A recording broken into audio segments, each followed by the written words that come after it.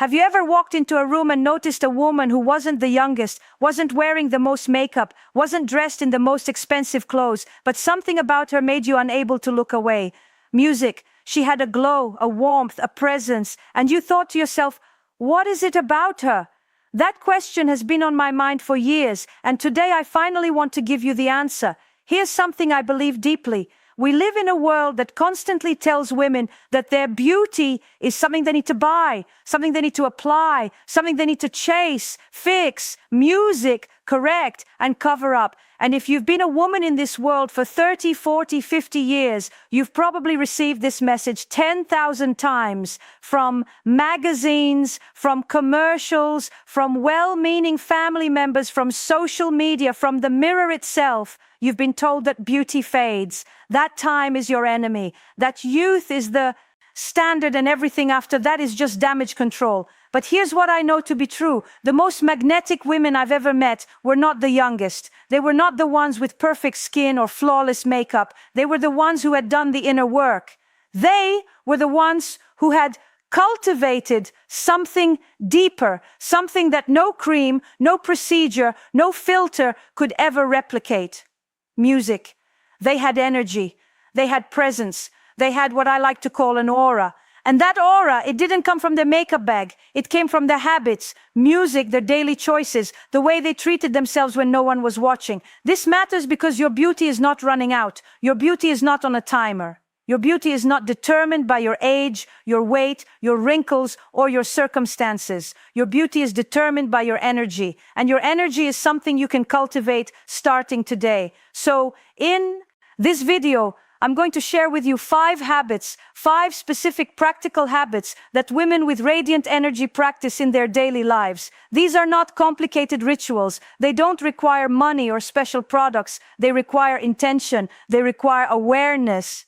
They require a decision to show up for yourself differently. And by the end of this video, you will walk away with a clear understanding of how to build the kind of beauty that doesn't wash off at night. The kind of beauty that only grows stronger with time. The kind of beauty that makes people lean and when music you speak, remember you when you leave and feel better simply because they were in your presence. Let's begin. Let me start with the most important habit because without this one, everything else falls apart.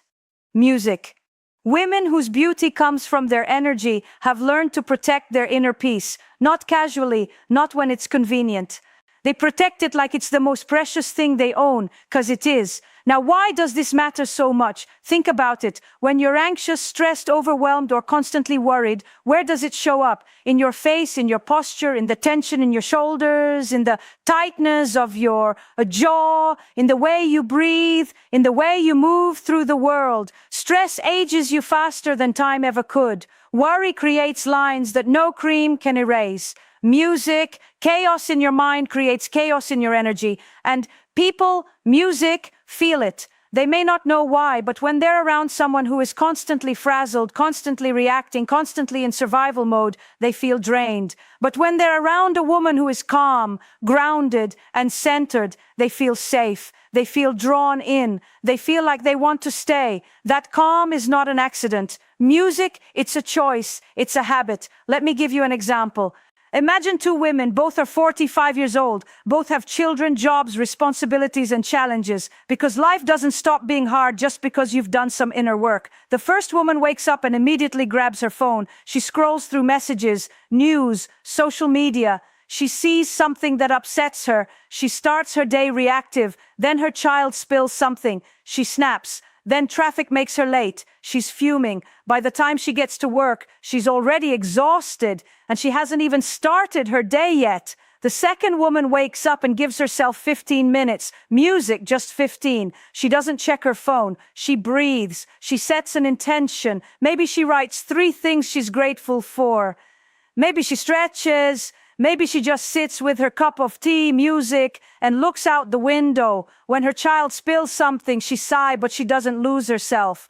When traffic slows her down, she uses That time to listen to something that nourishes her mind. Same life, same responsibilities, music, completely different energy. And here's what I want you to understand. The second woman isn't calm because her life is easier. She's calm because she has made her inner peace a priority. She has drawn a boundary around her mornings. She has decided that how she starts her day matters. She has built a habit of protecting her mental and emotional space. And over time, that habit shows up in her face, in her music presence, in the way people describe her. They say there's just something about her. She's so peaceful. That music something is not magic. It's a habit. So what can you do? First, music, identify your peace stealers. What are the things, people, situations, or habits that consistently disturb your calm?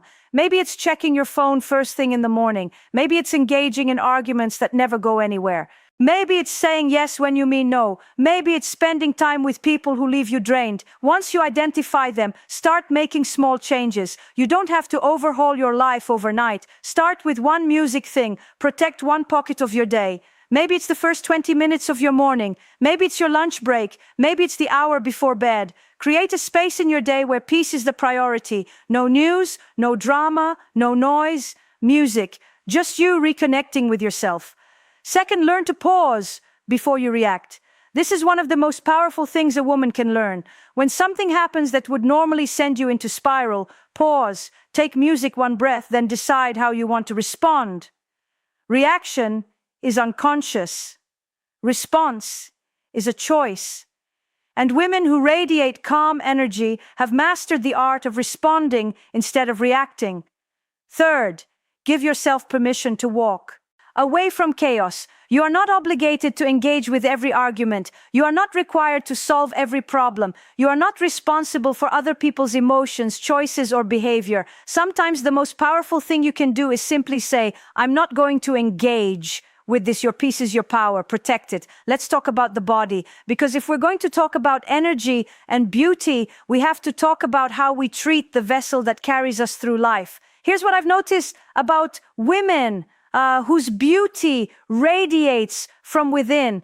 They have a different relationship with their body than most women are taught to have. They don't punish their body. They don't starve it, exhaust it, criticize it, or fight against it. They nourish it. They move it with joy. They rest it when it's tired. They speak to it with kindness. Why does this matter so deeply? Because your relationship with your body is reflected in your energy. If you're constantly at war with yourself, if you look in the mirror and see an enemy, if you deprive yourself and then feel guilty, if you exercise out of shame,